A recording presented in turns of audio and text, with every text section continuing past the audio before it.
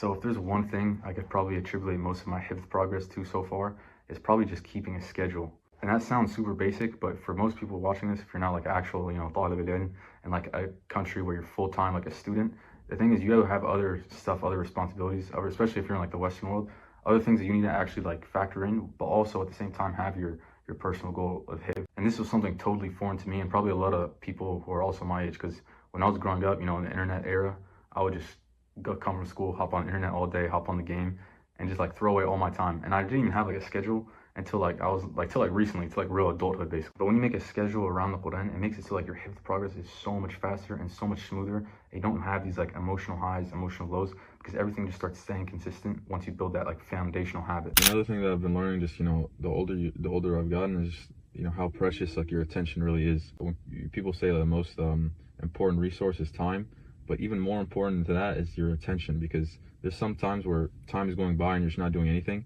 but that's not very valuable. But you only have like a very scarce amount of attention that you can give to things, right? Whether it be the Quran, whether it be whatever you're after.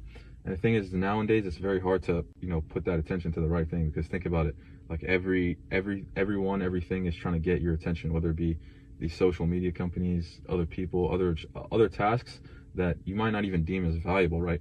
So it's really just that battle of trying to direct your attention, inshallah, towards the Quran like every single day. Because once you do that and it starts becoming a habit, that's when you see like the real progress. Another thing that you realize too is just how fast life goes, like how quick time actually goes. You might just be in your routine right now, and then before you know it, boom, 6 months go by, 1 year go by. And the thing is, if you're not memorizing, you don't really have anything to kind of show for it, right? But I've noticed when I started memorizing, and then like 6 months go by, you're like, okay, at least I did this, like at least I finished this many juz or whatever. Whereas when you're not doing any kind of goal or anything you're chasing like that, it's going to be way different. So yeah, after like lots of experimentation, I can confidently say that like if you're someone who's in that kind of Western routine, whether you're going to school or working, whatever, and you have this thought in your mind, like maybe I should be memorizing, I kind of want to get on this hifz journey. But if you don't have a schedule, I can like almost guarantee you that you're going to fall off.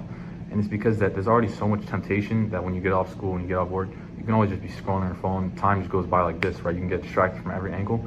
And unless you have it like written, it's gonna be extremely inconsistent. But there's been tons of like studies and even personal experiences where like it shows that when you track things, just by tracking them alone, you're already gonna make more progress, because the human mind is always trying to forget stuff. You're just trying to be on autopilot most of the day. But when you start tracking things, it shows that you actually like care, and you're actually trying to like make space in your day for that thing. And I would say this is especially true in the beginning. So if you're just starting out, you gotta make that routine. And the way I do it personally is that like every night before I go to sleep, I just think, okay, what do I got to do the next day? What am I going to be doing? Where am I going to be at? And while I'm thinking that, I'm like writing it down on my little Notion document.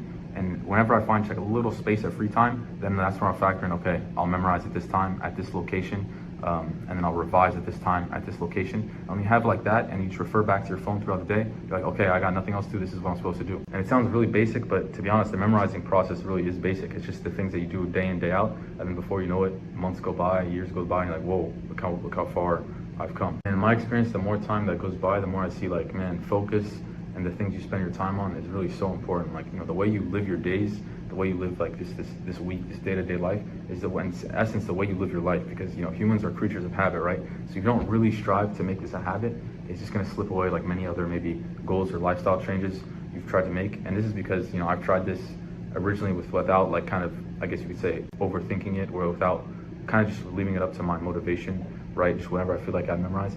But you'll make really slow progress like that, and you might not even make progress at all. You might even risk falling off altogether, where especially in the beginning, like I said, at least in my experience, I really had to like carve it into my routine. So now it kind of feels weird, like, oh wait, you didn't memorize this day, you didn't revise this day. Like, it kind of feels like strange. It feels like, a day went by, you didn't like brush your teeth, or you didn't do something that was extremely like such a habit. And some people, mashallah, they were fortunate enough to develop this when they were really young, or their parents put them on this like when they were like 5-6 years old and something like that. But man, I had to learn about this at like 20 years old. So but you can still make progress. So don't think just because maybe you're too old or something that you can't be memorizing, you can't carve this into your identity, your personality, your schedule.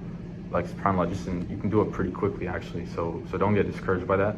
So some days, like before I even have a class, I'll start revising maybe 20 minutes, 30 minutes, or however much I can, even less maybe. And then I go to class, I'll go to work, whatever. And whenever I just find a little block of time, that's when I'll try to do my memorization.